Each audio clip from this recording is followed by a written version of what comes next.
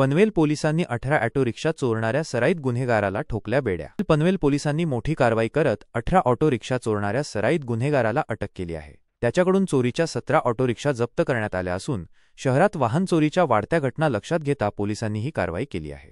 पोलिसांनी दिलेल्या माहितीनुसार आरोपी निसार सत्तार खान याने पनवेल शहर, कळंबोली आणि कामोठे परिसरातून 18 ऑटो रिक्षा चोरल्या होत्या। चोरी केलेल्या रिक्षा तो बुलढाणा जिल्ह्यातील मेहकर येथे विकत होता। पोलिसांनी सापळा रचून आरोपीला अटक केली। अधिक चौकशी केली असता त्याने गुन्ह्याची कबुली दिली। आरोपीकडून चोरीच्या 17 रिक्षा जप्त करण्यात आल्या आहेत, ज्यांची किंमत 12,45,000 रुपये आहे। या कारवाईमुळे पनवेल शहरातील वाहन चोरीच्या घटनांवर काही प्रमाणात नियंत्रण येईल अशी अपेक्षा पोलिसांनी व्यक्त केली आहे। पनवेल शहर पोलीस ठाणे हद्दीतील वाढत्या रिक्षा चोरीच्या घटनांच्या अनुषंगाने सिनियर पी.आय. ठाकरे यांनी रात्री गस्त वाढवलेली होती। 10 तारखेला या फेब्रुवारी 10ला त्यांच्या पोलीस स्टेशनचे 3 कर्मचारी वाघमारे, वायकर आणि चौधरी हे रात्र गस्त करत असताना एक इसम त्यांना संशयित त्याची हालचाल दिसून आली।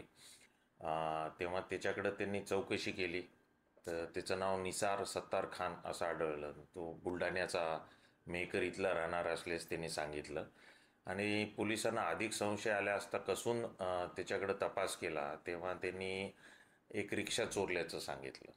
मग त्याला अटक करण्यात आलं।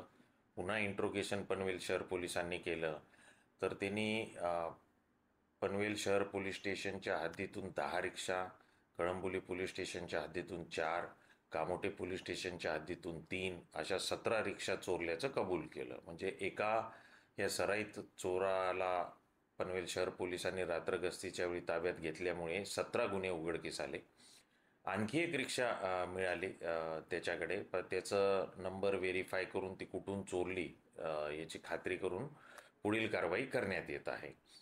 या सगळ्या रिक्षा हा आरोपी मेहकरला त्याच्या मूळ गावी जाऊन तिथं विकायचा, तिथं सांगायचा की ह्या स्क्रॅपच्या रिक्षा आहेत आणि मग ते पैसे मिळवायचा। त्याच्यावर काही कर्ज होतं, त्या कर्ज प्रकरणाला कंटाळून हे रिक्षा चोरी मी करायचो असं त्याचं सांगणं।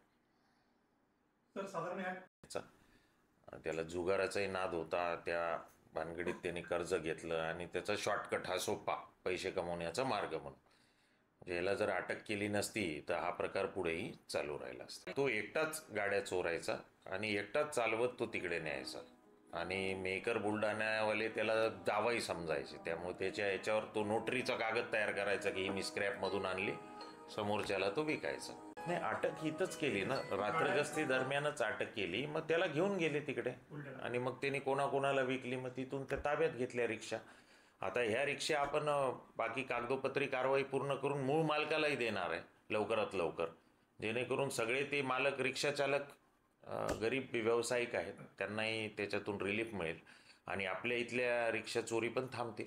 आता 17 रिक्षाचं व्हेरीफाय झालं, गुन्हा आपल्याकडे दाखल आहे, त्याच्यातले फिर्यादी आहेत, त्यामुळे ते व्हेरीफाय झालं। एकाच रिक्षाचं व्हेरीफाय होणं बाकी आहे।